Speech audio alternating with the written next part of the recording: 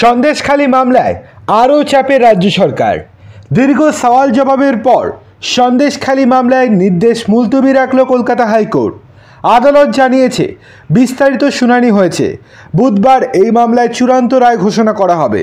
পাশাপাশি সন্দেশখালীর ঘটনাস্থলে পুলিশকে দ্রুত সিসিটিভি ক্যামেরা ইনস্টল করার নির্দেশ দেওয়া হয়েছে। সন্দেশখালী কাণ্ডে দায়ের হওয়া আরও একটি এফআইআরে কেস ডায়েরিও তলব করেছে আদালত। বিচারপতি জয় সেনগুপ্তের নির্দেশ, দুপুরে দায়ের হওয়া এফআইআরের কপিও আনতে হবে রাজ্য সরকারকে। সন্দেশখালী মামলায় ইডির হয়ে কেন্দ্রের অতিরিক্ত সলিসিটর জেনারেল এস.বি. রাজু এবং আইনজীবী ধীরাজ ত্রিবেদী সওয়াল করেন। রাজ্যের তরফে ছিলেন অ্যাডভোকেট জেনারেল অর্থাৎ এজি কিশোর দত্ত এবং আইনজীবী অমিতেশ বন্দ্যোপাধ্যায়। সওয়াল পর্বে বিচারপতি বলেন, ওই ঘটনায় পুলিশের অন্তত 307 ধারা যুক্ত করা উচিত ছিল। পুলিশের ভূমিকা নিয়ে কিছু প্রশ্ন উঠছে। আদালত কি পুলিশকে বলে দেবে কিভাবে তদন্ত করতে হবে? এই পরিপ্রেক্ষিতে রাজ্য বলে, ইডির অভিযোগ দায়ের করার পরে পদক্ষেপ শুরু করেছে পুলিশ। ঘটনার দিন রাত 11:30 নাগাদ শাহজাহানের বাড়িতে যায় পুলিশ। তখন বিচারপতি বলেন, গতকাল আপনি বললেন যে ঘটনার দিন রাতে পুলিশ শাহজাহানের বাড়ি যায়নি, পরের দিন গিয়েছিল। রাজ্য তখন জানায়, তখন কেস ডায়েরি ছাড়াই তথ্য দেওয়া হয়েছিল। এবার তথ্য দেখে বলা হচ্ছে। যা নিয়ে ইডির আইনজীবী অভিযোগ করেন, রাজ্য বারবার নিজের অবস্থান পরিবর্তন করছে। রাজ্য আদালতে জানিয়েছে, গত 5ই জানুয়ারি রাত 12:58 নাগাদ বাহিনী নিয়ে পুলিশ শাহজাহানের বাড়িতে যায়।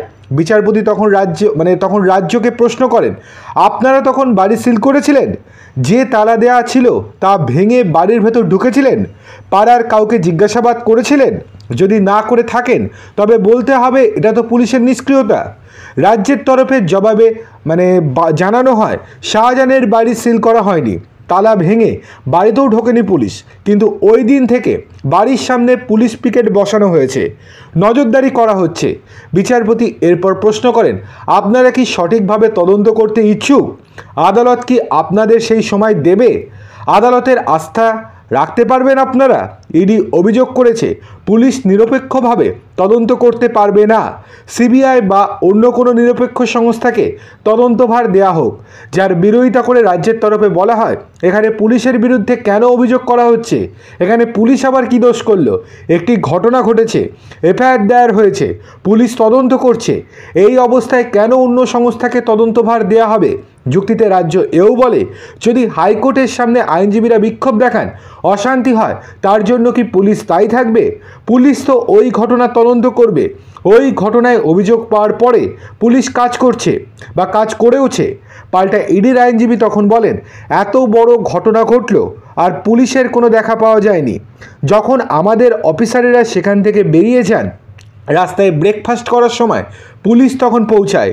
এটাকে কি উদ্ধার করা বলে? রাজ্যের উদ্দেশ্যে তখন বিচারপতির মন্তব্য, অভিযুক্তকে পুলিশ গ্রেপ্তার করেছে, এটা আমি দেখতে চাই। পুলিশ যদি তা করতে পারে, তদন্তভার তাদের হাতে থাকা নিয়ে আদালত সিদ্ধান্ত নেবে। অন্যদিকে আবারও ইডি দাবি করে, পুলিশ তদন্ত করলে তথ্য ও নথি বিকৃত করার আশঙ্কা রয়েছে। তারা বলে, শাহজাহান ওকালতনামা দাখিল করলো, কিন্তু পুলিশ ধরতেই পারল না। দুই পক্ষের সওয়াল জবাব শেষে নির্দেশ মুলতবি রেখেছে আদালত। বুধবার অর্থাৎ আগামীকাল সকাল 11:30টায় পরবর্তী শুনানি রয়েছে হাইকোর্টে।